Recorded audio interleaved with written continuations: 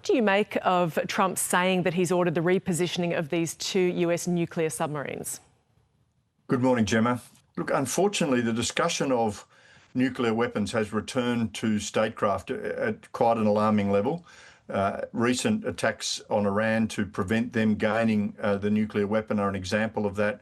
But I think what we're seeing from Trump is his frustration at his inability to encourage, coerce, or even bully Putin toward the peace deal that he promised when he was re-elected has meant that he is reaching for really the only lever he has left, which is the threat of nuclear weapons. I think it's a hollow threat. I think the opportunity to deter Russia occurred prior to the invasion of Ukraine. I think it's pretty clear Putin doesn't fear that Mr. Trump will put an American city at risk of retaliation if he was to engage in nuclear war over the country of Ukraine. So I think Putin will stare this down. I think it's a sign that Trump is running out of levers to influence Putin. Mm-hmm. So with all that in mind, do you think it'll inflame tensions or quite the opposite? I think it is very inflammatory more broadly, this idea that you need to have a nuclear weapon to deter aggression towards your country.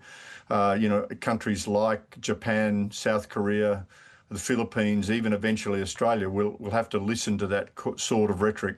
I don't think in the case of the war in Ukraine it is going to be material. I think what Putin will probably respond to, it would be further economic pressure. It would be potentially his partners like China withdrawing their support.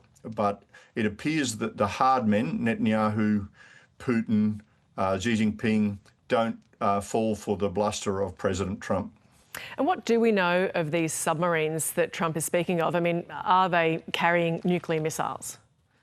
Yes, there's no question, Gemma, they are carrying nuclear missiles. There is what they call the silent service of nuclear-capable missile submarines under the ocean every day of the year, and those submarines are already part of the deterrence umbrella that America has that deters aggression from Russia and already includes targets in Russia.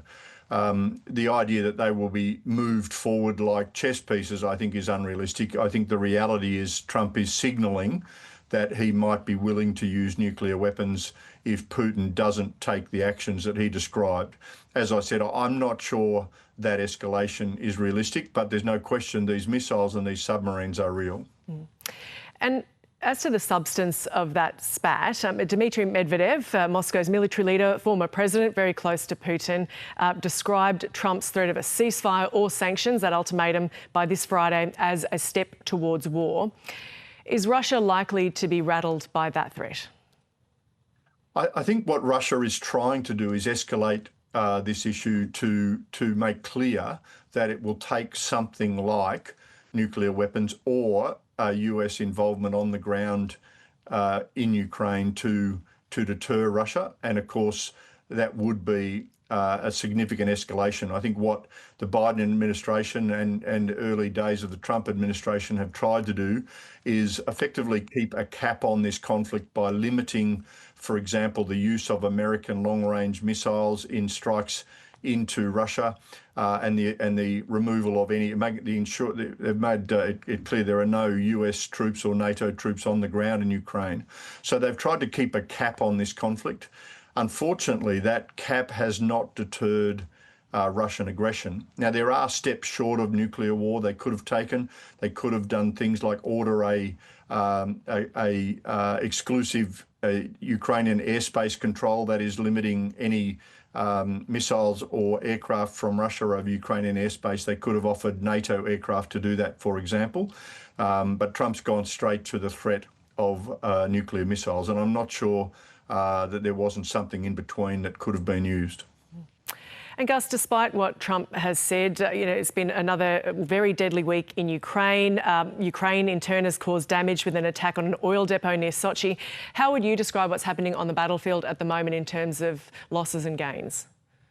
Yeah, it's been a terrible, grinding, lethal summer in Ukraine. We've sort of learned the language of this war over the last few years, and we know about these summer campaigns. Russia has been grinding away. They have learned. They performed incredibly poorly at the start of the war, but they have fallen back to their strengths, which sadly are masses of artillery, rocket, and drone attacks on the defenders along the border of Ukraine, and they grind forward, sometimes only a few hundred metres in an area a day. But the cumulative effect of that on Ukraine is significant, and they have escalated these attacks on the population. These are terror attacks, if you like. Trying to sleep at night in Kyiv and other cities is now much more challenging with the drone of the drones, these Shahed-style attack drones that are coming out of Russia in large numbers, attacking the power generation facilities. And of course, with a cold winter to come, the ability for the Ukrainian government to keep up power and heat to their population will be a significant challenge. So it has been a tough, grinding summer for Ukraine. I don't think there's signs of military collapse, but every day the Russians are taking territory.